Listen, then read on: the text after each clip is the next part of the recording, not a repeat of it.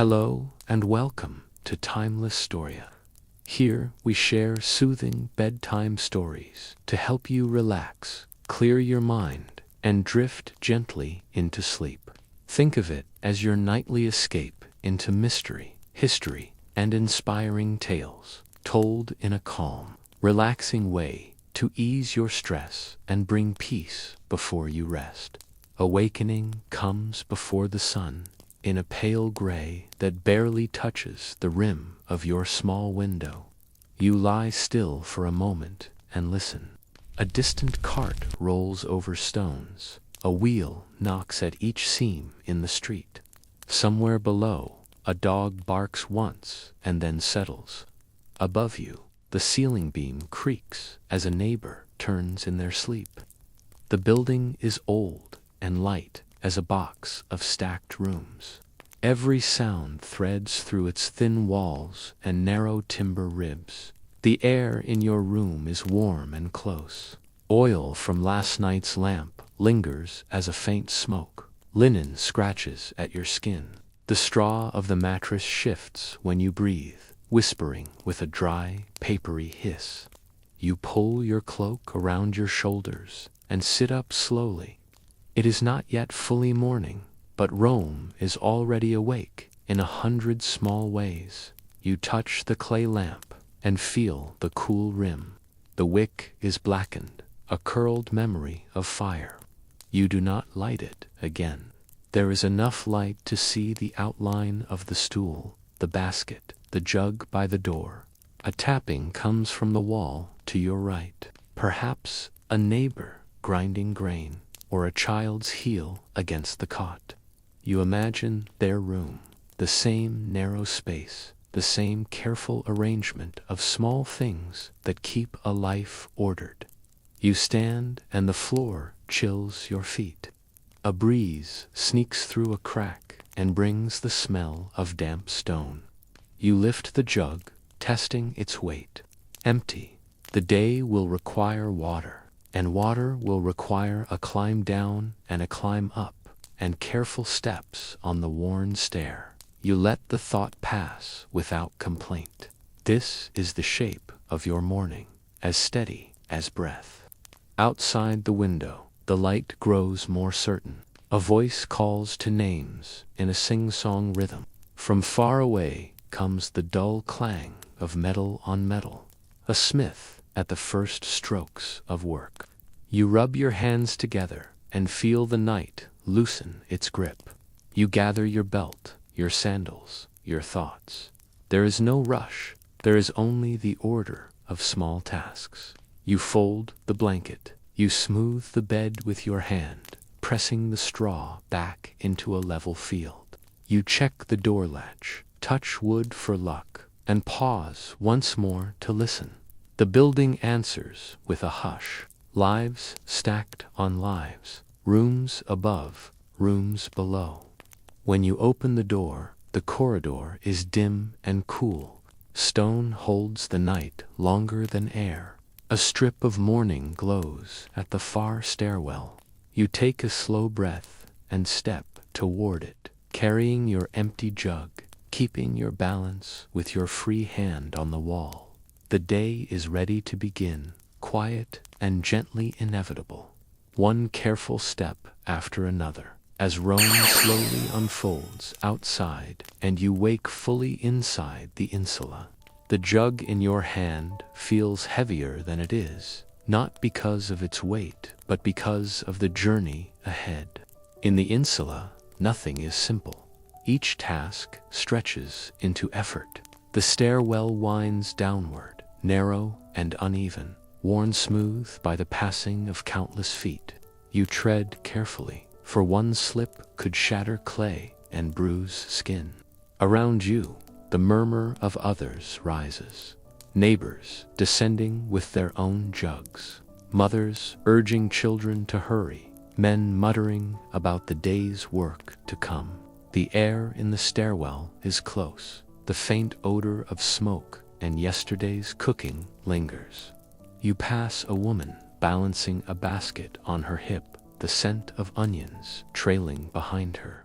A child clings to her hand, half asleep, stumbling as he descends. You press against the wall to let them pass, and the stone beneath your palm is cool, damp with morning mist. At last, you emerge onto the street. Here, the city greets you, fully awake. The sound of hooves strikes the stones, mixed with the creak of wooden wheels. Merchants are already preparing their stalls, their voices rising in chatter. The air carries many scents, at once fresh bread baking, fish unloaded from the river, the acrid temps of dung and refuse. Rome never hides its odors. It blends them all into a single, restless perfume.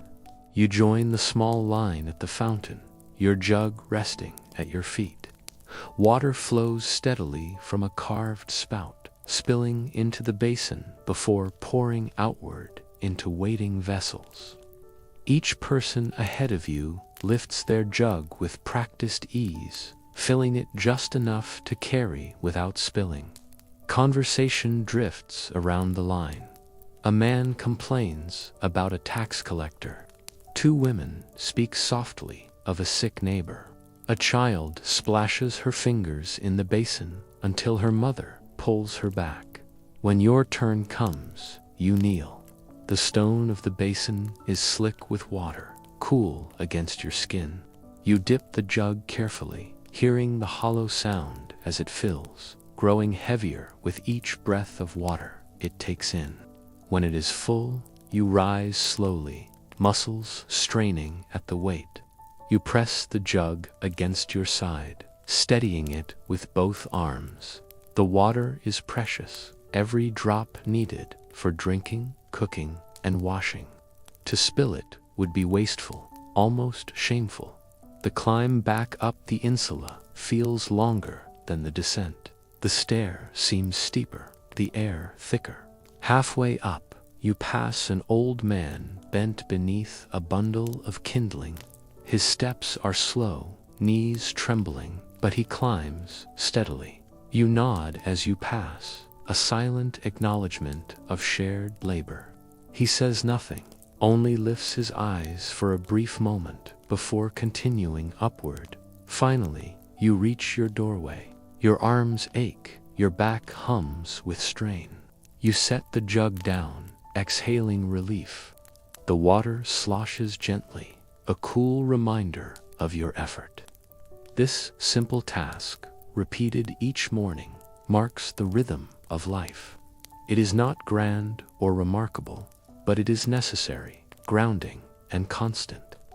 Around you, others are busy with their own morning tasks. From one room comes the scrape of grain being ground. From another, the faint cry of a baby just woken. Someone sweeps the stairwell, bristles brushing against stone in steady strokes. The insula stirs with life, each household bound to the same pattern fetching, carrying, preparing. You pause for a moment, hand resting on the jug, and listen. The day has truly begun. Rome hums outside, vast and unstoppable. But within these walls, it begins with water, with work, and with the quiet persistence of ordinary people. The water stands cool and heavy in its jug, a prize won through the morning's effort. Now it will serve its purpose, boiling grain, softening bread, rinsing the dust from yesterday. The small room smells faintly of smoke, oil, and the closeness of many nights spent in the same air. You kneel by the brazier, a simple clay stand blackened by years of fire, and place a few sticks of wood inside. The sound is dry, a faint crackle as you strike flint against iron. Sparks leap and fade, then at last one thread of smoke curls upward as the wood catches. You set a shallow pan on top and pour in a little water. Steam rises almost immediately, carrying the faint metallic scent of heated clay. Into this, you add ground barley, the coarse grains thickening the liquid into porridge. The smell is earthy, plain, but comforting in its familiarity. This is breakfast, a meal to fill the stomach and grant the strength to labor. Sometimes, if fortune allows, you add more. A drizzle of olive oil, a few figs saved from the market, perhaps even a crumble of goat cheese. Today, there is only the porridge and a crust of yesterday's bread. You dip the bread into the steaming bowl, the edges softening before you take each bite. The taste is humble grain water, smoke, but it carries you into the day. The children, if you have them, gather around quickly. Their eyes follow each movement of your hands as you divide the food. They eat hungrily, their fingers sticky with oil, their mouths full of soft bread. A child laughs as porridge dribbles down his chin, and you wipe it away with the edge of your sleeve. Around you, the sounds of other households drift through the walls, pots clattering, voices raised in impatience, someone laughing at a private joke. Not everyone eats within their rooms. Some step outside to purchase fresh bread directly from the baker. Already, the streets are lined with the smell of warm loaves, crusts crisp from the oven. The baker works tirelessly, the heat of his oven pouring into the street, feeding not only his own family, but dozens of others. Bread is the heart of Roman life, as constant as water, as necessary as air. For those with little coin, the meal may be thinner, still a scrap of bread soaked in watered wine, perhaps a few olives if luck holds. Hunger is a quiet companion in the insula, present more often than absent. Yet meals, however simple, are moments of pause. They mark the shift between dawn and labor, between the slow waking of the body and the long hours that follow. As you finish, you lean back and exhale softly. The children wipe their hands. The fire dies down, leaving behind only a faint glow in the brazier. You rinse the bowls with a careful splash of water, mindful not to waste more than needed. The rest of the water will serve for the midday meal, and some must be saved for washing, for cooling, for evening. In this small act, the breaking of bread, the sipping of porridge life finds its rhythm. It is not luxurious, but it is sustaining. Each mouthful is a link in the chain that binds one day to the next. And though it is modest, it is enough to carry you forward, out of the dim room and into the restless city beyond. When breakfast ends, the insula does not grow quiet. Instead, the sounds swell like a tide. The thin walls let everything pass through. Footsteps rushing up and down the stairwell. The scrape of stools being dragged across floors. Children's voices echoing as they chase one another in play. The building itself seems alive, breathing and murmuring with the rhythm of its many occupants. From outside, the greater city begins to announce itself. A vendor's call rises through the morning air, his voice stretching to reach every ear in the street below. Fresh fish from the Tiber. The words echo, bouncing off the stone facades, until they become part of the city's chorus. Another call follows soon after, an old woman selling herbs, her voice hoarse but persistent. You can almost taste the sharpness of parsley and the sweet tang of fennel as she lists her goods. The air grows thick with smells. From one direction comes the sweetness of newly baked bread, the scent drifting upward from the bakery's open doorway. From another comes the harsher smell of smoke, black and sharp, rising from forges where smiths hammer iron into tools. The smiths' hammers strike in rhythm, steady and unyielding, a heartbeat of labor echoing through the district. Mixed into this are less pleasant odors. Refuse left in the gutter, animal dung from passing carts, and the sour temps of sweat carried on the breeze. from crowded streets. Yet even these smells belong to the life of Rome.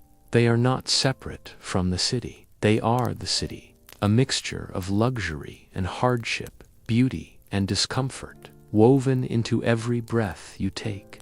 If you lean from the window, you see the street alive with movement. Children chase each other between the legs of passing oxen. Men carry amphorae balanced on their shoulders, the clay jars darkened with spilled wine or oil. Women walk with baskets balanced high, filled with fruit or cloth. Soldiers stride in pairs, their sandals striking the pavement with sharp precision, a reminder that Rome's order is never far away. Above this movement, the architecture of the city looms. Temples rise with white columns gleaming in the growing sunlight. Public baths open their doors, steam already escaping into the air.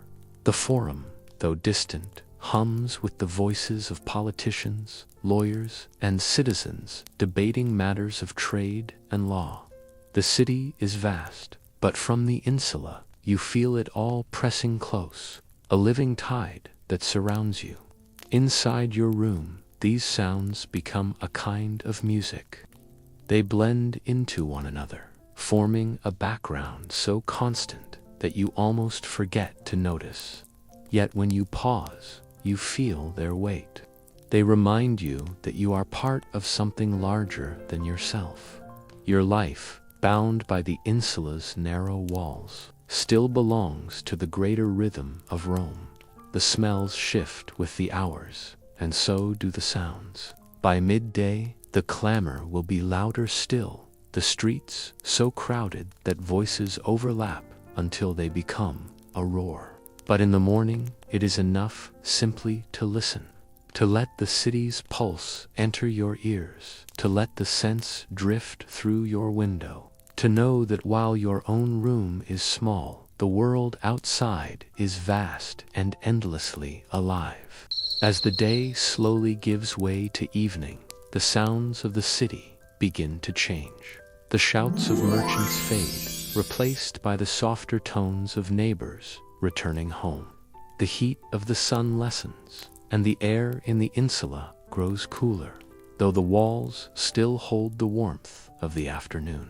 You sit by the window, watching shadows stretch long across the streets, feeling the rhythm of Rome settle into a quieter, slower beat. Children return from errands, carrying baskets that seem far too heavy for their small arms. They run up the stairwell with laughter, their voices bouncing against the stone.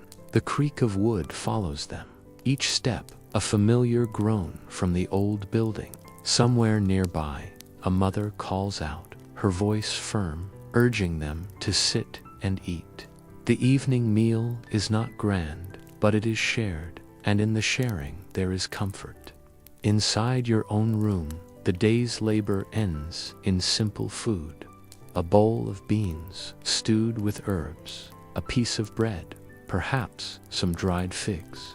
The smell of garlic and oil drifts through the walls from other households, mingling with your own meal. It is a chorus of scents, layered and rich, reminding you that life here is lived together, not alone. Each family prepares its own dish, yet the aromas blend into one, filling the insula with a sense of unity.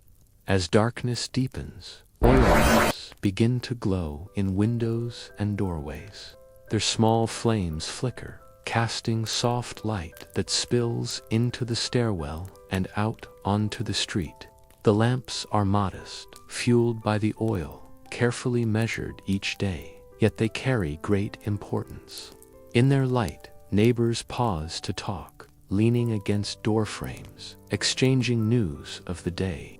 One speaks of work at the market, another tells of illness in a relative, another shares a rumor heard in the forum. These conversations weave the fabric of community, fragile, imperfect, but essential. Children doze early, curled on mats or straw beds, their breathing slow and even. Adults linger longer, their voices lowered, their faces lit by lamplight. Laughter sometimes rises, breaking the calm, or the sound of a small quarrel, quickly hushed so as not to disturb others. The insula may be crowded and dangerous, its walls thin and its stairways narrow. Yet in these quiet hours, it feels almost like a village stacked into the sky, where lives overlap and bind together.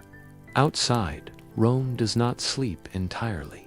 The distant thud of a tavern door closing, the rattle of a late cart, the bark of a restless dog, these sounds drift upward as the city settles into its nocturnal rhythm. But within your small room, the day closes gently. You wrap yourself in a cloak, blow out the lamp, and lie upon the straw bed. Through the walls, you hear the soft murmur of your neighbors, a reminder that you are not alone. Nightfall in the insula brings no silence, only a softer kind of noise, the quiet breathing of a community at rest. And as your eyes close, you know that tomorrow will bring the same pattern: water to fetch, bread to eat, voices to hear. The cycle continues, steady and enduring, just as it has for generations. The story of Nero begins not in grandeur, but in the careful shaping of a boy who was never meant to be an emperor. Born in the year 37 CE, in a world already heavy with the weight of Roman power, he was given the name Lucius Domitius Aethnobarbus. His mother, Agrippina, the younger, carried ambition like a second skin. She saw in her son not merely a child, but a pathway to the highest place in the empire. By the age of 16, Nero's life had shifted in a way few could have imagined. Through careful maneuvering, his mother married the Emperor Claudius, and soon after, Claudius adopted Nero as his heir. The boy who once played in gardens now carried the expectation of rule upon his shoulders. When Claudius died, whether by illness or by a poisoned dish, as some whispered, Nero was proclaimed emperor. Picture him then, a youth, still more a student than a ruler, standing before the Senate, his voice uncertain yet filled with promise. The city of Rome, weary of the stern discipline of past rulers, greeted him with hope. He promised fairness, respect for the Senate, and relief for the people. In those first years, his reign seemed gentle. Taxes were eased, games were held, and the young emperor even spoke of compassion. Behind him, however, shadows were already moving. Agrippina, his mother, watched closely, her presence heavy in every decision. Advisors guided him, whispering counsel, shaping his words. For a time, it appeared that Nero might grow into a just and thoughtful leader. But beneath the surface, there stirred another nature, a hunger, not for war or governance, but for art, music, and performance. At night, Nero would take up the lyre, plucking strings and singing verses. He trained his voice, practiced gestures, and dreamed not of military triumphs, but of applause. Imagine the emperor in his private chambers, rehearsing lines of poetry, his young face lit by lamplight, lost in a world of theater. To some, this was harmless indulgence. To others, it was dangerous weakness. An emperor, they said, must command legions, not audiences. Yet Nero was unmoved. His heart leaned not toward empire, but toward expression. The city did not yet see the turn his reign would take. For now, the streets remained calm, the people fed, the Senate reassured. But already, the seeds of his downfall were being sown, seeds of ambition, suspicion, and the desire to be more than emperor. The desire to be remembered as an artist. And so, the young Nero stepped into history, not only as ruler of Rome, but as a figure whose contradictions would echo for centuries. His reign began in promise, wrapped in the glow of youth, but beneath that glow, cracks had already begun to form. The reign of Nero unfolded in ways the Romans had never witnessed before. In the Forum, senators debated laws and generals plotted campaigns, yet Nero's attention drifted elsewhere. His heart belonged to music, poetry, and the theater. The emperor of the Roman world longed not for conquest, but for performance. Imagine the shock of the people when whispers began to spread. The emperor himself would take the stage. For generations, actors had been viewed with suspicion, celebrated in the moment, but ranked low in dignity. For an emperor to don their role was unthinkable. And yet Nero did not hesitate. He saw no shame in art, only beauty. Picture the great theater in Rome, filled with citizens. Torches flicker, casting golden light on marble columns. The crowd murmurs in disbelief as the emperor appears, not in armor, but in costume. He holds the lyre close, his robe flowing, his voice steady as he begins to sing. His music drifts into the night air, haunting and deliberate. Some in the audience close their eyes, caught by the melody. Others sit stiffly, uneasy at the sight of their ruler lowering himself to the stage. Nero pours himself into every performance. He rehearses with the discipline of a soldier, straining his voice, studying every gesture. He believes art is eternal, greater even than power. What use is an emperor who is forgotten, he asks, but an artist endures forever.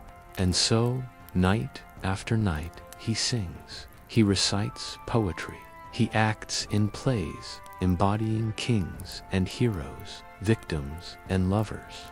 Senators sit stiff in their seats, clapping because they must. Ordinary citizens, curious and wary, cheer loudly, unsure if it is loyalty or fear that drives their applause.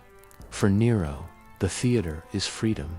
It is the one place where he feels seen, not as emperor, but as himself. Yet, in choosing this path, he begins to drift further from the duties of empire. Military matters bore him. Governance tires him. His gaze lingers not on Rome's provinces, but on scripts and instruments. In the insulae, common people hear stories of their emperor's strange passions. Some laugh, dismissing him as eccentric. Others grow uneasy. A ruler who entertains is not the same as a ruler who protects. And though Rome still prospers for the moment, cracks form in the trust between emperor and empire. Still, Nero continues. The stage is his sanctuary, the applause his sustenance. He believes he is not only ruling Rome, but teaching it the value of beauty. Yet the more he sings, the less he governs, and the balance of power begins to shift beneath his feet. This chapter of his life reveals the paradox of Nero, emperor of armies, yet servant to song, ruler of millions, yet yearning for the approval of a crowd. In every note he plays, in every verse he speaks, lies the tension between the weight of empire and the fragile dream of an artist. While Nero sought the applause of audiences, the empire itself demanded something more serious. Rome was vast, stretching across seas and continents, held together by soldiers, governors, and the unrelenting work of administration. An emperor was meant to stand at the center of this machine, decisive, commanding, a figure of stability. Nero, however, turned his gaze inward, leaving shadows to grow in the spaces he neglected. The first shadow was his mother, Agrippina. In the early years of his reign, her presence loomed over every decision. She had fought, schemed, and sacrificed to place her son on the throne, and she believed her role entitled her to lasting influence. She appeared beside him in public, issued instructions to his advisors, and reminded all that without her, there would be no Emperor Nero. At first, the boy accepted this, but as his confidence grew, so did his resentment. Rome was not large enough for two rulers, even if one was his mother. Imagine the tension in the palace halls. Nero, restless, seeking independence. Agrippina, stern, unwilling to release her grip. Advisors chose sides, whispers spread, and the relationship between mother and son twisted into suspicion. Finally, Nero resolved to free himself. Stories say he arranged for her to be killed, an act of shocking coldness that even hardened Romans found unsettling. With Agrippina's death, the emperor was free, yet also haunted. The act confirmed to all that he was capable of severing any bond, even blood. But Agrippina was not the only shadow. Friends and advisors who once guided him with care began to fall out of favor.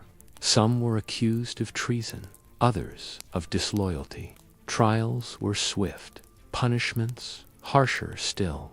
Senators entered the palace with fear, never certain if they would return home.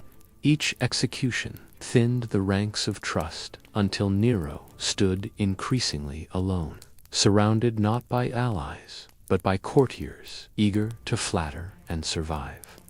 Rumors spread in the insulae and markets that the emperor's paranoia was growing, that his enemies were many, that even the noblest families were not safe. People lowered their voices when speaking of him, for Rome was a place where words could betray as easily as knives. In this atmosphere, Nero retreated further into performance, finding comfort in music, while the empire shifted uneasily around him. Yet even his art could not drown out the murmur of fear. Every decision seemed to tighten his grip on power while loosening his connection to the people. He ruled through silence, through the knowledge that resistance meant ruin. These were the shadows of power born from ambition, sustained by suspicion and sharpened by fear. Nero's reign no longer carried the promise of his youth. Instead, it became a mirror of his own anxieties, reflecting his struggle to be both emperor and artist, both ruler and man. And though the streets of Rome still bustled, and the fountains still flowed, an unease settled over the empire, growing heavier with each passing year. The stage lights could not conceal it. The applause could not erase it. Power, once shared, had become solitary, and in its solitude, it began to decay. The summer of 64 CE brought with it one of the darkest nights in Roman memory. It began quietly, as most disasters do, with a spark in the market district. The flames caught quickly on the wooden stalls, fed by the dry heat of the season and the restless winds that carried embers from roof to roof. Within hours, fire raced through the insulae, climbing upward like a living creature, devouring everything in its path. Imagine yourself in one of those crowded apartment blocks. The crackle of fire arrives before the heat, the smoke curling under the door as neighbors shout and run. Children cry as families scramble down staircases that groan under the weight of panic. Outside, the streets are chaos people, clutching bundles of belongings, carts overturned, animals breaking free in terror. The sky glows red, turning night into something otherworldly. For 6 days, the fire raged, consuming the city. Whole districts vanished in plumes of smoke.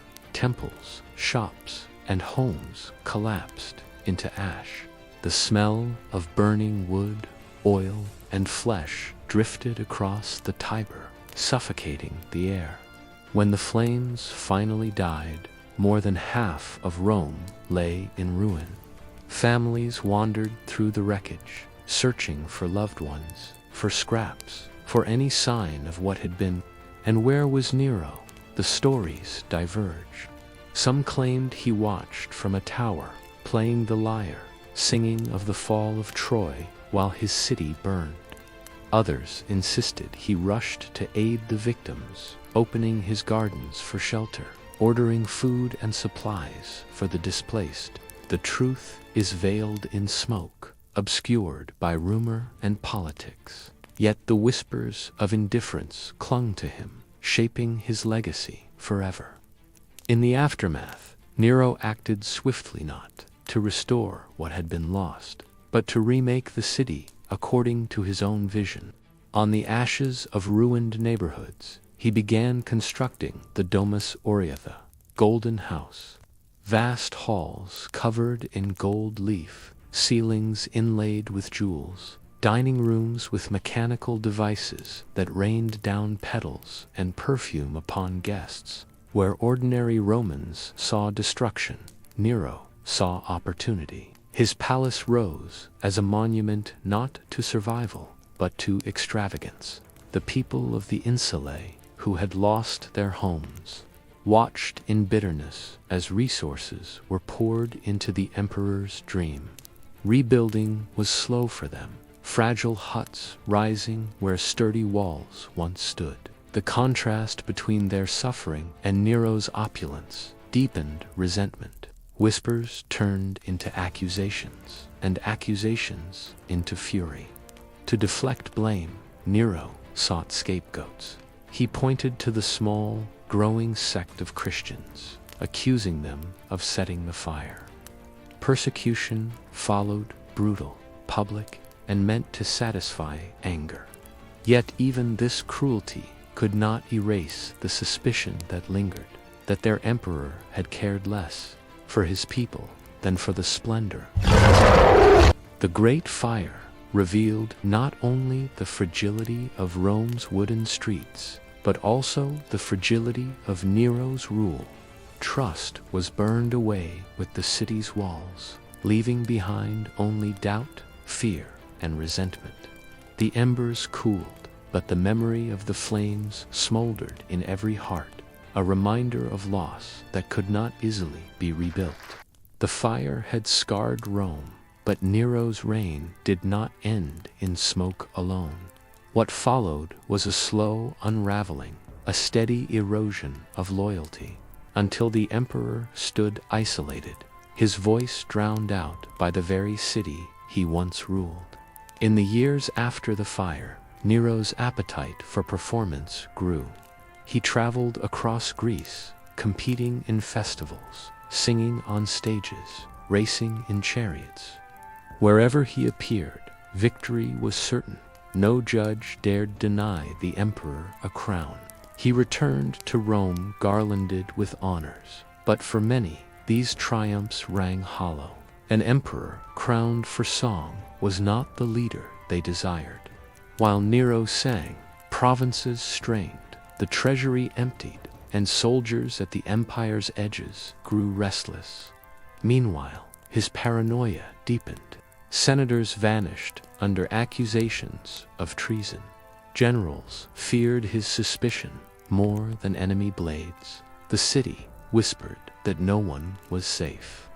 Even his closest allies fell, one after another, until only flatterers and sycophants remained. Nero believed he was surrounded by conspiracies, yet in truth, his isolation was of his own making. Then came open rebellion. In the provinces, governors and generals declared their defiance. Gaul stirred first, then Spain, then the legions in the east. Rome, once the solid center of his empire, trembled as reports arrived of armies marching, alliances shifting. The Senate, sensing the wind, turned against him. In those final days, Nero wandered the palace halls, restless, uncertain. The golden house, once his dream, now echoed with emptiness. His guards slipped away. His advisors abandoned him. Even the Praetorian Guard, sworn to protect, deserted. At last, he fled the city, under cover of night, disguised and trembling, a man who had ruled millions, now reduced to fear. He found himself in a villa on the outskirts of Rome, accompanied by only a handful of loyal freedmen. News arrived that the Senate had declared him a public enemy and decreed his death. Nero's hands shook as he asked, "Is there no one left to defend me?" The silence that followed was answer enough. Unable to face capture and humiliation, he turned to the one act still within his control. Holding a dagger, he hesitated. His courage faltered, and he begged his companions to strike the blow for him. None could. At last, with their guidance, he pressed the blade to his throat. His final words lingered in the air. Qualis artifacts perio. What an artist dies in me. With that, the emperor, who longed to be remembered as a performer, ended his own performance. Rome awoke to the news of his death. In the summer of 68 CE, crowds filled the streets. Some mourning, many rejoicing, others uncertain of what would come next. The empire moved on swiftly, but Nero's name lingered, spoken in fear, in scorn, in fascination. The fall of Nero was not a sudden collapse, but a gradual breaking apart of trust. A reminder that power without respect is brittle, and glory built on fear cannot endure. His reign, which began in promise, closed in despair, leaving behind a legacy of contradiction. An emperor remembered not for victories or governance, but for music, fire, and the loneliness of his final night. South of Rome, along the curve of the Bay of Naples, the city of Pompeii thrived beneath the shadow of a silent mountain. Vesuvius loomed above the tiled rooftops, its slopes dotted with vineyards and olive groves, its summit often veiled in a faint mist. To the people of Pompeii, it was simply a backdrop, constant, unthreatening, part of the horizon that defined their daily lives. Few gave thought to the ancient fire that slept within it. Pompeii itself was alive with color and sound, streets paved with stone-carried merchants, children and animals from one district to another. Markets were filled with chatter, sellers calling out the freshness of their produce, buyers haggling, laughter and quarrels rising in equal measure. The smells of bread baking, wine fermenting, and fish drying in the sun mingled in the air, creating an atmosphere both bustling and familiar. Life here was prosperous for many. Wealthy families owned villas decorated with painted frescoes, gardens blooming with roses, walls alive with scenes of gods and myths, mosaics shimmering underfoot.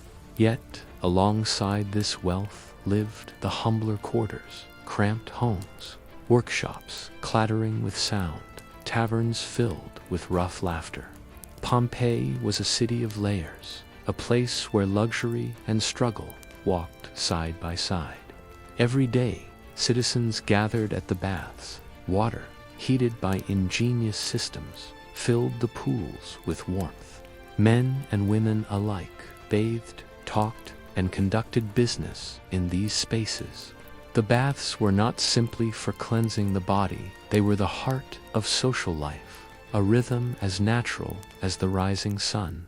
In the theaters, crowds gathered to watch plays, comedies, and performances. Actors in masks spoke ancient lines, their voices echoing across the stone seats. Children whispered jokes, lovers exchanged glances, elders nodded in satisfaction at familiar stories. The theater was a place where the whole city came together, from slave to senator, bound by the shared pleasure of storytelling. Pompeii was also a place of learning and trade. Inscriptions scratched onto walls show notes of debts, prices of goods, even declarations of love.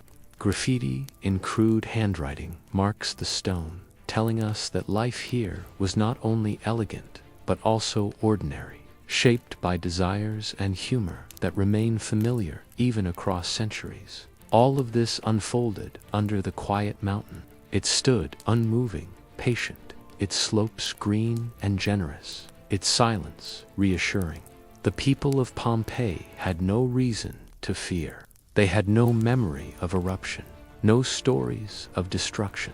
The mountain had given them fertile soil, fruitful vines, and shade in summer. They trusted it as they trusted the earth beneath their feet. And so, the city lived on, prosperous, bustling, unaware that every moment carried them closer to a day when the silence would break, and life as they knew it would vanish beneath ash and stone. On the morning of August 24th, in the year 79 CE, the city of Pompeii stirred to its usual rhythm. Bakers lit their ovens, merchants arranged their stalls, and children played in the dusty streets. Above them, Vesuvius exhaled a thin column of smoke, rising against the blue sky. Few paused to notice.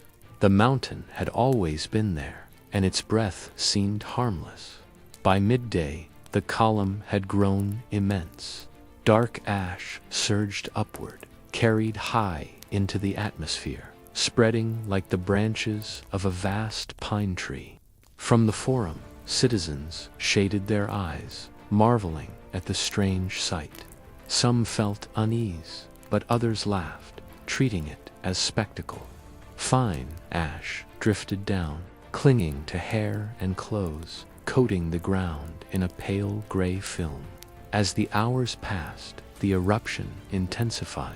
Stones and pumice rained from the sky, pelting rooftops with a steady, unrelenting force. Families retreated indoors, covering their heads with cloths. The daylight dimmed, replaced by an eerie twilight, as though the sun itself had fled. By evening, panic consumed the city. People rushed to the gates, seeking escape, but the roads were choked with ash and debris. Others clutched possessions, jewelry, coins, small idols of household gods, hoping to carry pieces of their lives into safety. Cries filled the air, prayers to Jupiter, sobs for missing children, shouts to lost companions. The mountain roared like thunder, each tremor shaking walls and hearts alike. Dogs barked wildly, tethered animals pulled at their ropes, and birds fell from the sky, stunned by ash. In the villas, the wealthy faced the same fear as the poor. Marble walls offered no protection from fire and stone. The streets became a river of humanity, all flowing toward uncertain refuge. Night fell, but the darkness was not of rest. It was filled with the glow of fire and the suffocating shadow of ash. Some reached the shoreline, hoping for rescue by sea. Others chose to remain, huddled in cellars, praying the eruption would pass. By the time dawn approached, Pompeii was unrecognizable. Ash lay meters deep, burying homes and streets. Roofs had collapsed, crushing those within. Fires smoldered in the ruins, smoke drifting like ghosts over the silent city. Those who survived in nearby towns would remember the terror for the rest of their lives. Those who did not survive would remain forever beneath the ash, their final moments sealed in silence. Pompeii, once vibrant and alive, had vanished in a single day, leaving behind a mystery that would sleep for centuries. For centuries, The city of Pompeii remained hidden beneath layers of ash and hardened stone. Its name slowly faded from memory, whispered only in fragments of stories, until even those fell silent. The earth covered the ruins, vineyards spread across the fertile soil, and villages grew above the ground that once held bustling streets. Beneath the quiet hillsides, Pompeii slept. It was not until the 18th century that curiosity and chance began to uncover the city once more. Workers digging for wells and foundations struck walls, carvings, and objects unlike anything they expected. At first, these discoveries were treated as curiosities, pieces of marble, painted tiles, fragments of statues carried away as treasures. But soon, systematic digging began, and with it emerged a forgotten world.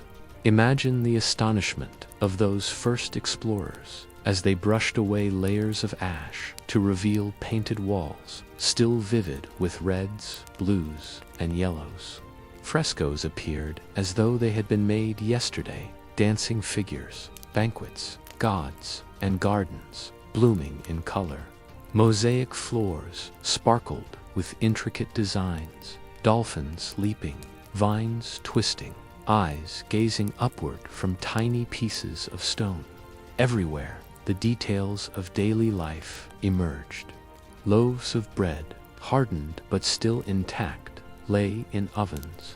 Amphorae of wine stood sealed, their contents preserved. Graffiti scratched into walls spoke of debts, politics, humor, and love voices of the ordinary people.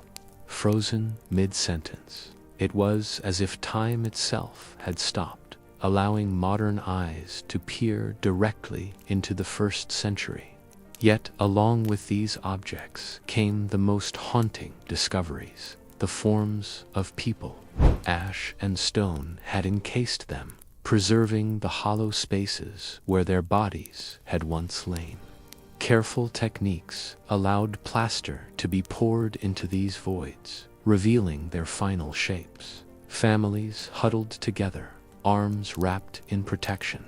A man shielding his face, a dog curled against a doorway. These figures told the story of Pompeii, not in words, but in silence.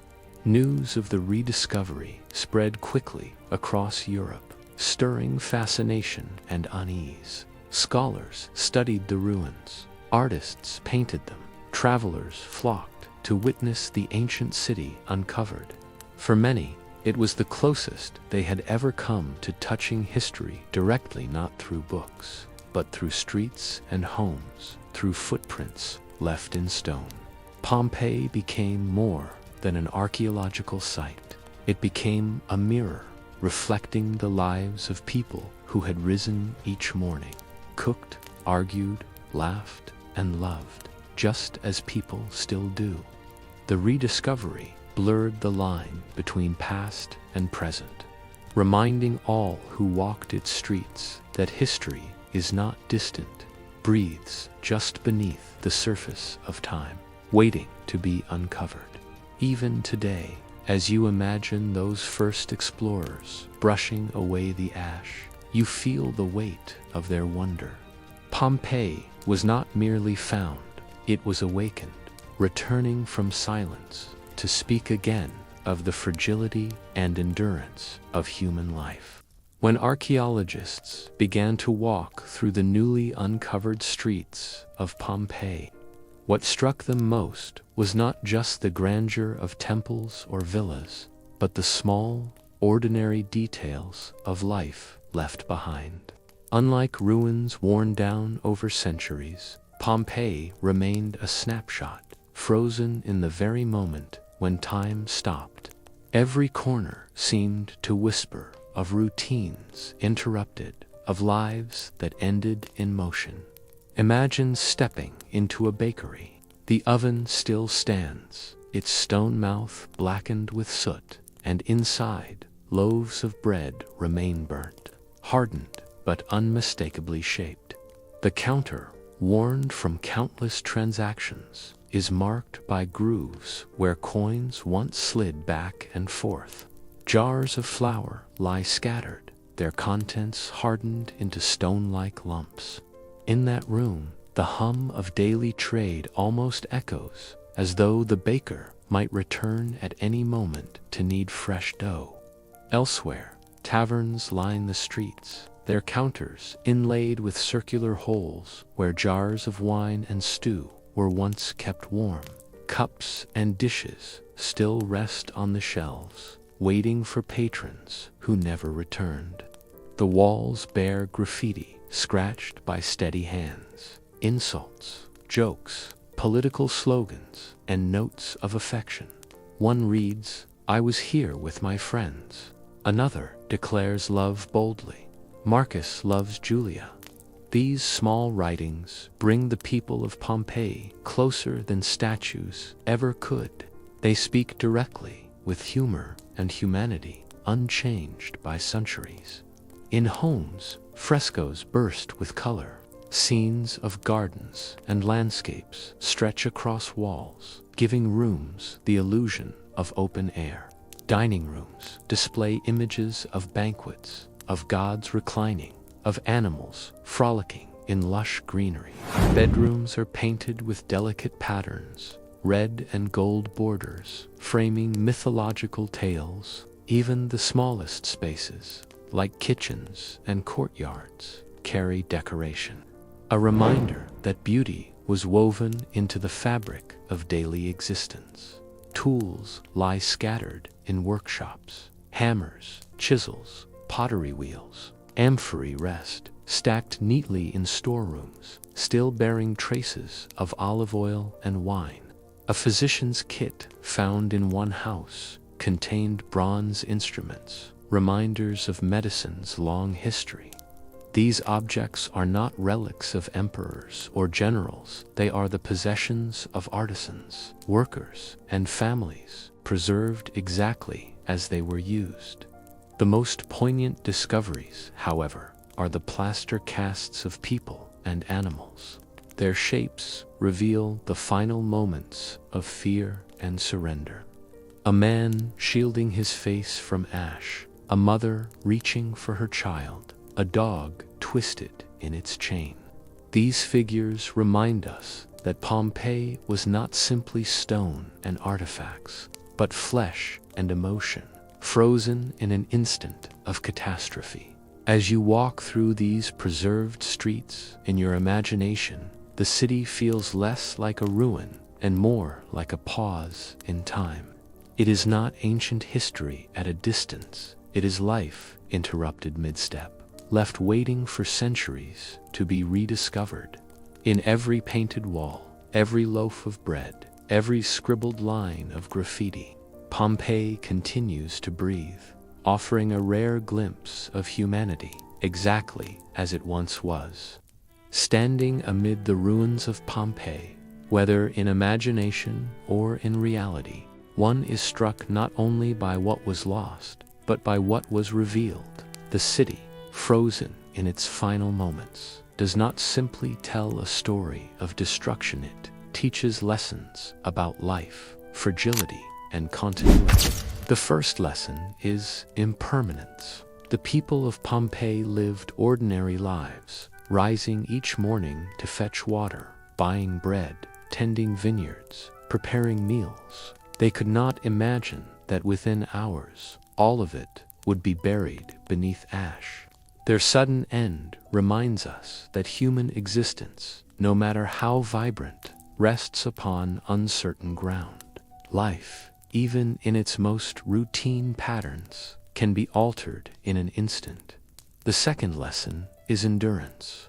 Though the eruption ended lives, it preserved their traces with astonishing clarity. The loaves in the ovens, the graffiti on the walls, the tools in workshops all endured for nearly 2 millennia, waiting silently beneath the earth.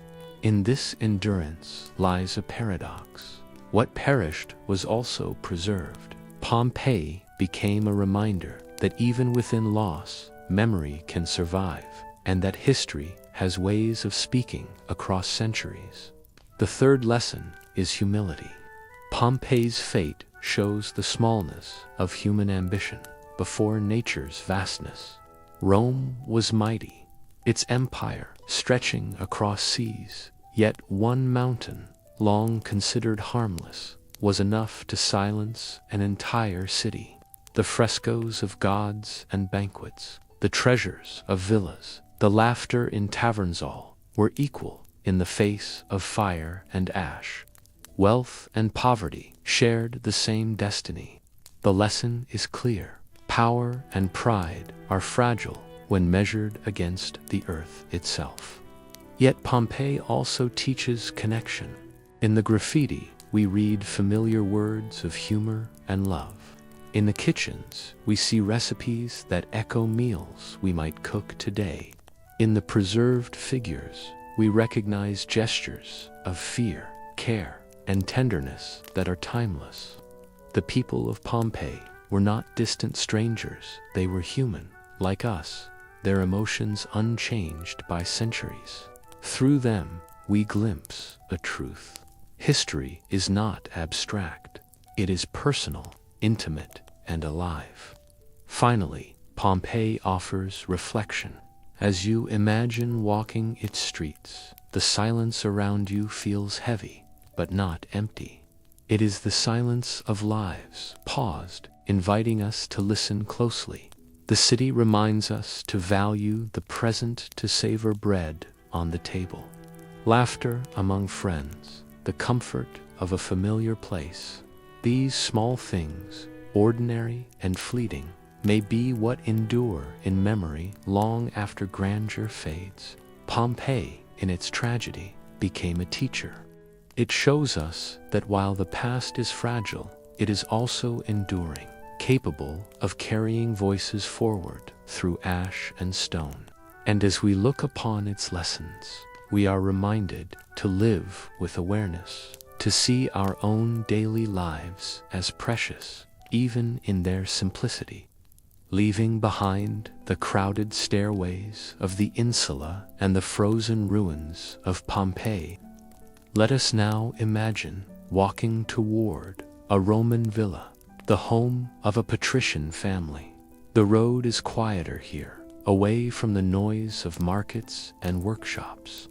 Lanes lined with cypress trees lead you through the countryside, where the air is fresher, scented with herbs and distant fields of grain. The sky stretches open, and the land feels calm, as though time slows the moment you step outside the city's walls. The villa rises ahead, a grand structure with walls painted white, catching the sunlight like a beacon. Tall gates open into a pathway bordered by manicured gardens, the green carefully trimmed by servants who tend them daily. Birds call from the trees, fountains trickle with cool water, and the rustle of leaves mixes with the soft crunch of gravel beneath your feet. Already, you sense the contrast here. There is space, order, and beauty, far from the crowded press of the insula. Inside the entrance lies the atrium, open to the sky. A shallow pool at its center reflects the clouds and the architecture above.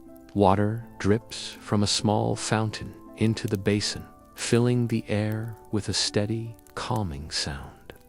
Around the atrium, tall columns support shaded walkways.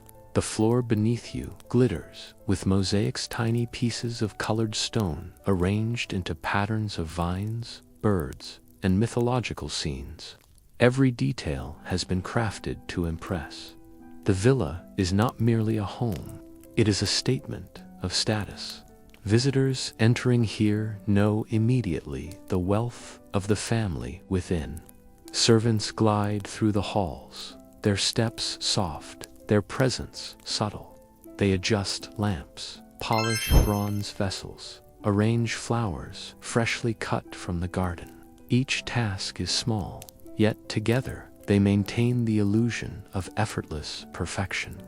Moving further inward, you pass into rooms filled with art, Painted walls depict landscapes, gods, and banquets. Statues carved of marble stand in niches, their white surfaces glowing in the filtered light. Even the air smells different, of incense, of polished wood, of roses floating in shallow bowls of water. Compared to the insula, where smoke and sweat hang heavy, the villa breathes refinement. Here, daily life flows at a slower rhythm. There is time for conversation, for reflection, for leisure. Masters of the house recline upon couches, dictating letters to scribes, receiving visitors, or simply watching the play of sunlight across the courtyard. The villa is a world apart, an island of calm, designed to shield its inhabitants from the restless tide of Rome's streets. As you step through these spaces in your mind, you feel the separation not only of architecture, but of existence itself. To live in a villa was to live in privilege, removed from the noise, smells, and struggles of the common people. It was to inhabit a world of abundance, carefully arranged to please the eye and ease the spirit. This was the approach to a Roman villanan opening act in the performance of wealth, where every wall, every pool, every polished stone whispered of power and permanence. Step now into the triclinium, the dining room of the villa, where the true heart of patrician's social life unfolds. The room is carefully arranged for display as much as for nourishment.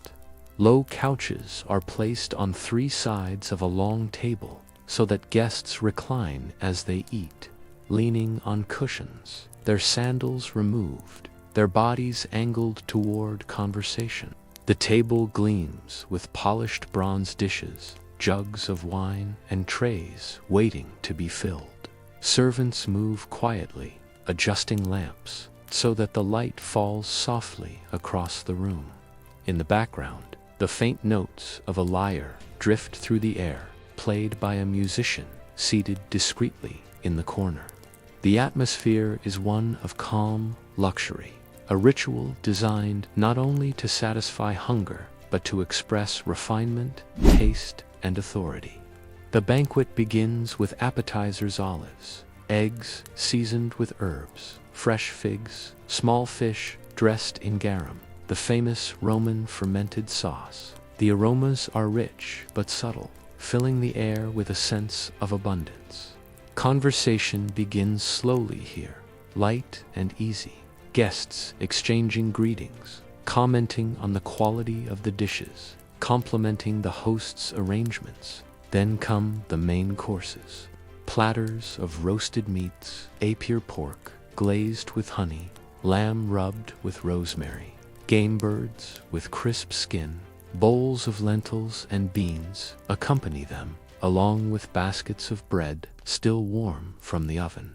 Each dish is presented with care, carried gracefully by servants who ensure that no plate sits empty for long.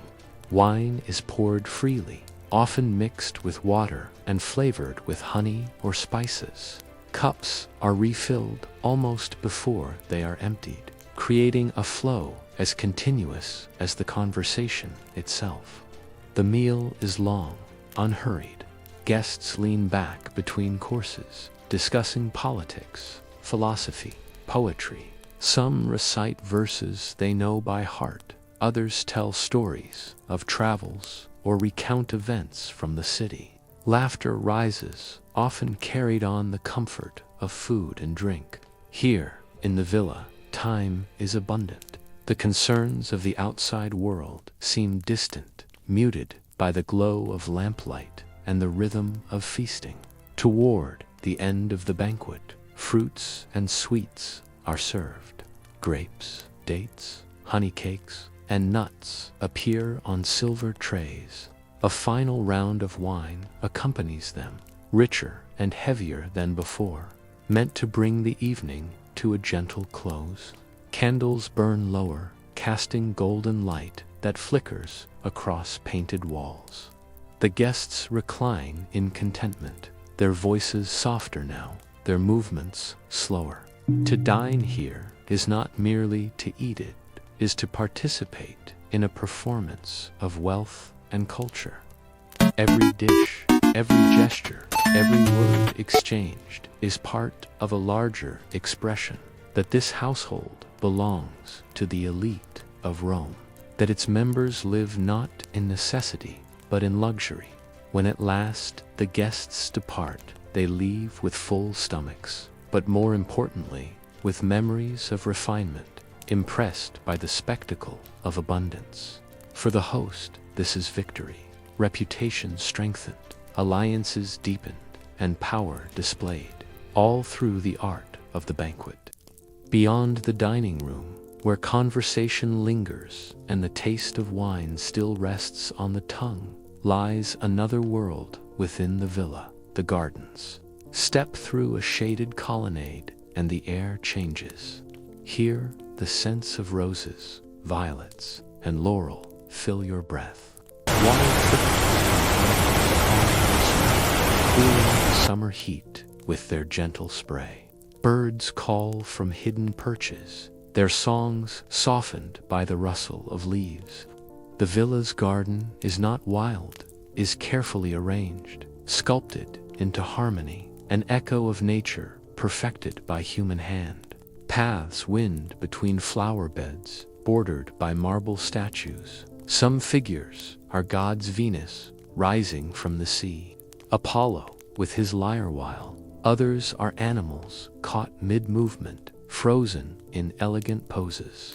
Small benches invite rest beneath the shade of olive and fig trees. A guest wandering here may pause to pluck a grape from a trellis, or admire the reflection of the sky in a pool of clear water. Each turn of the path reveals a new arrangement, as though the garden itself is a series of paintings meant to be admired slowly, one by one. For the wealthy, gardens are not simply for beauty, they are also places of leisure and retreat. Here, men stroll with scrolls in hand, reading poetry aloud to companions. Philosophers are invited to speak beneath the trees, their words mingling with the murmur of fountains. Children of the household play on the soft grass, their laughter echoing lightly against the stone walls. Women recline on shaded seats, embroidering cloth, or listening to music played by attendants.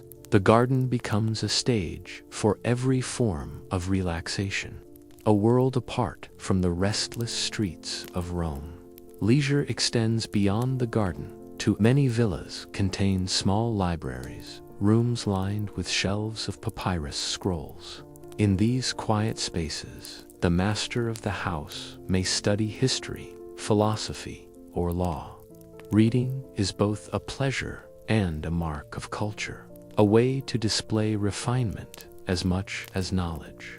In nearby courtyards, others practice athletic exercises, throwing a discus, lifting weights, or rehearsing mock combats for entertainment. The body, like the mind, must be cultivated. Evenings in the garden are especially serene. As the sun sets, lamps are lit along the pathways, their glow reflected in pools and fountains. The air cools, carrying with it the faint smell of jasmine. Guests stroll slowly, their voices soft, as though unwilling to disturb the stillness. The day's concerns fade, replaced by the simple rhythm of walking, resting, listening. In this world of cultivated beauty, leisure is not idle, it is purposeful. It demonstrates wealth, refinement, and power. Only those freed from the demands of labor could afford to wander among roses, to listen to music at dusk, to spend hours in thoughtful conversation. The garden, like the banquet, is a declaration. Life here is ordered, elegant, and abundant. And yet, beneath the perfection lies contrast. For while the patricians breathe this scented air, servants tend the plants, sweep the paths, and fill the fountains. Their labor ensures that leisure appears effortless. In this way, the villa's garden is both sanctuary and stage, a place where the elite display the privilege of living above necessity, suspended in beauty and calm. Behind the polished marble floors, beyond the shaded gardens, and beneath the glow of oil lamps, another world sustains the villa's grandeur, world of servants and slaves. Their presence is everywhere, though rarely acknowledged. Every meal, every clean mosaic, every blooming rose depends upon their unseen labor. At dawn, while their masters still sleep, slaves rise to begin their work. Fires are kindled in kitchens, floors swept, and courtyards washed before the first guest enters. The day is divided into countless small tasks, each carried out with precision. Polishing bronze vessels, arranging flowers. The villa's elegance is an illusion of effortlessness, but behind the illusion lies endless toil.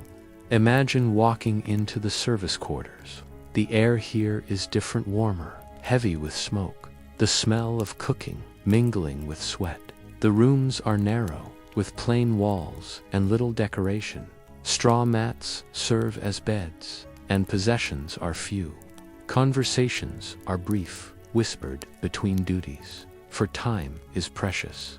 Yet even in these conditions, bonds form, a shared smile, a quiet joke, a song hummed while carrying water. These small acts soften the weight of labor. Some slaves serve within the household, attending directly to their masters. They pour wine during banquets, wash garments, and escort guests through the villa. Others work outside, tending the fields, vineyards, and orchards that feed the estate. Still others serve as teachers, scribes, or musicians, their talents shaping the education and leisure of the family.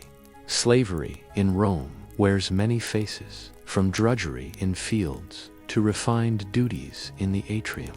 But in every case, it binds lives to service. Servants move like shadows through the villa, careful to be present, yet invisible. At a banquet, a guest drops a cup, and instantly a slave is there to replace it, bowing low before vanishing again. In the garden, a breeze scatters petals, and a servant sweeps the path before the master even notices. Their labor maintains the illusion that the villa exists beyond struggle, that luxury flows as naturally as water. But beneath the surface lies dependence. The patrician household cannot exist without those who serve it. The statues, the fountains, the feast saal require hands that polish, clean, cook, and carry. The world of the elite is balanced precariously upon the backs of the many who labor without choice. For the slaves themselves, life is uncertain. Some may earn manumission freedom, granted after years of service allowing them to live as freedmen, to marry, to trade, to carve a new path. Others remain bound for life, their names forgotten, their days consumed by endless tasks. Their hopes and fears, though rarely recorded, are as human as those of the masters they serve. To walk through the villa with this awareness is to see two worlds at once. On the surface, marble, mosaics, music, and ease. Beneath it, sweat, silence, labor, and endurance. Together, these worlds create the grandeur of patrician life, though only one is meant to be seen. The villa whispers of wealth, but in every polished stone, in every meal placed carefully upon the table, you may still hear the quiet echo of those who built and sustained it, the invisible voices of servants and slaves. The villa, with its shining mosaics, fragrant gardens, and endless banquets, seems to embody permanence. Every detail proclaims wealth and stability. the columns rising in symmetry, the fountains spilling water in graceful arcs, the art on the walls painted in colors that refuse to fade. To walk these halls is to feel the power of Rome itself, expressed not in battle or law, but in the comfort of daily life elevated to spectacle. And yet, beneath this grandeur lies fragility. The wealth that sustains such luxury depends on harvests that can fail, on trade routes that can falter, on political favor that can vanish. The slaves and servants who keep the villa alive carry the burden of endless labor, their silence masking the delicate balance between ease and necessity. Even marble cracks, even frescoes peel, even fountains run dry when hands are no longer there to tend them. For the patrician families who lived here, life may have felt unshakable, reclining at banquets, listening to poets by lamplight, strolling through gardens perfumed with roses. They must have believed their world would last, but history teaches otherwise. Villas abandoned in times of war or rebellion crumbled quickly. Gardens returned to wilderness, mosaics to dust. Grandeur, no matter how carefully crafted, remains vulnerable. The contrast between wealth and weakness is part of the lesson the villa offers. It shows us how human beings seek permanence through beauty, through architecture, through ritual. Yet it also reminds us that permanence is an illusion. Behind the laughter of guests, behind the soft trickle of fountains, time continues to move. Empires rise, villas fall, and what once seemed eternal becomes memory. And so, when we imagine these villas now, we see both their splendor and their fragility. We admire the artistry, the refinement, the abundance, but we also hear the silence that follows the silence of halls left empty, of gardens overgrown, of banquets long since ended. This is the truth of Rome's patrician life. It dazzled in its moment, offering a world apart from the crowded insulae. Yet it was always temporary, built upon foundations that could not withstand the turning of time. The grandeur was real, but so was the fragility, and in that fragile balance lies the deeper meaning of history, not just what was built, but what was lost, and what we choose to remember. Our journey has carried us through many layers of the Roman world. We began in the insulae, those crowded tenements where the common people of Rome woke each day to the smell of smoke, the sound of neighbors, and the endless cycle of fetching water, sharing bread, and enduring hardship. Their life was fragile, bound by necessity, yet rich in the closeness of community. From those narrow rooms, we turned to the palace halls and the life of Nero, an emperor torn between power and performance. We saw the promise of youth give way to suspicion, indulgence, and ultimately downfall. His story reminded us that even at the pinnacle of empire, a ruler may be undone not by enemies alone, but by the restless weight of his own desires. We then journeyed to Pompeii, where an entire city was preserved in its final breath. There, we walked through streets frozen in ash, entered bakeries with bread still in ovens, and read words carved into walls by hands long gone. The tragedy of Pompeii became not only a tale of destruction, but also a gift of memory, an intimate glimpse of daily life preserved for centuries as a lesson in impermanence and endurance. Finally, we stepped into the villas of Rome's elite, where marble floors glittered in abundance and gardens bloomed in ordered harmony. We felt the ease of leisure, the performance of wealth, and the silence of labor that sustained it. Yet, even in this grandeur, fragility whispered, the knowledge that time erodes even the most splendid walls. Taken together, these glimpses form a mosaic of Rome, a city of contrasts, crowded and spacious, humble and extravagant, enduring and fragile. Its people, lemperers, bakers, slaves, poets, lived in different worlds, yet all shared the same fate of time's passing. And now, as our journey draws to a close, let the voices of Rome fade gently.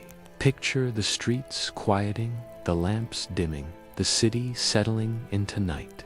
Imagine yourself resting once more in a small room of the insula, listening to the soft murmur of neighbors through the walls.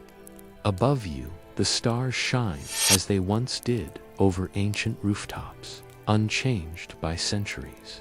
Allow this calm reflection to carry you into rest. The struggles and splendors of Rome belong to the past, but their lessons remain, that life is fragile, that beauty endures, and that even the smallest details of daily existence are worthy of remembrance. Close your eyes now.